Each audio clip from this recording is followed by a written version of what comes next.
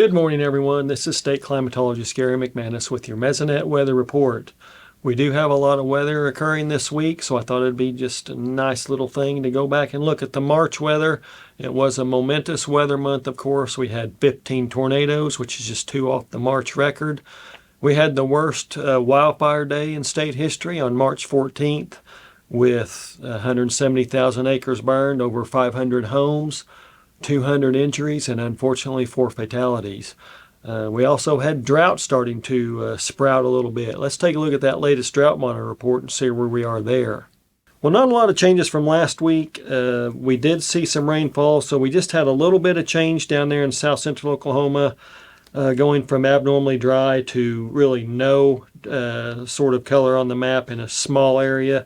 And, you know, any rains that we get after Tuesday morning have to be considered in next week's drought monitors. So that's where we are on that change. But you still see a large area of that severe to moderate drought across western and northern Oklahoma, and also up in far northeastern Oklahoma before the rains that we're seeing recently will be accounted for. During the month of March, we did see pretty drastic changes. The amount of actual drought in the state increased at the end of February to the end of March from 18% to 48%. So basically 29% increase in drought. But more importantly, that severe drought, that darker brown color, increased from just 0.33% of the state at the end of February to 14% at the end of March. So a significant increase there. Again, that's due to that extended dry period that we've seen at least previous to this week. How about those March rainfall amounts? And again, when we look at these rainfall maps, we can see why that severe drought has expanded in northwestern Oklahoma.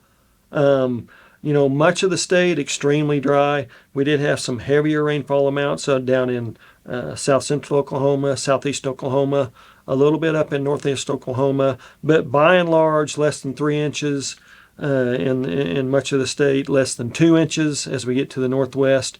And we get in the northwest corner, we get to be basically less than a ½ inch for many of those sites on the Oklahoma Mesonet. So that's your reason for that extended drought.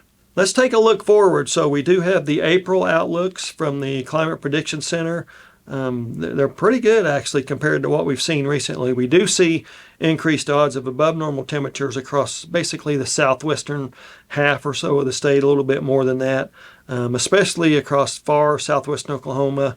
We do see those equal conditions up into the northeastern half of the state. So that's equal odds of above, below, or near normal conditions, or the classic weatherman forecast, right?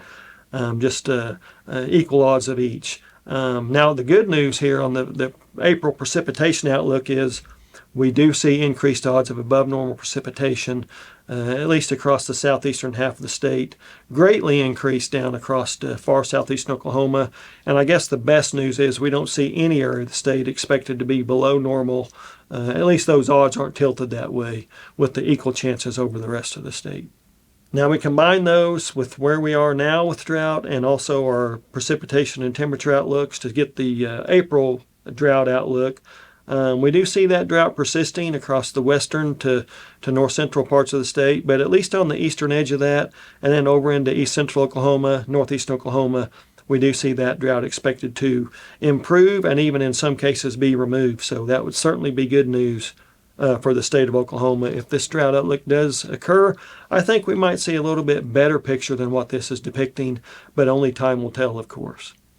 Okay, a momentous weather month, and we're sort of ready for a boring month. As long as we get rainfall, I'd be okay with that.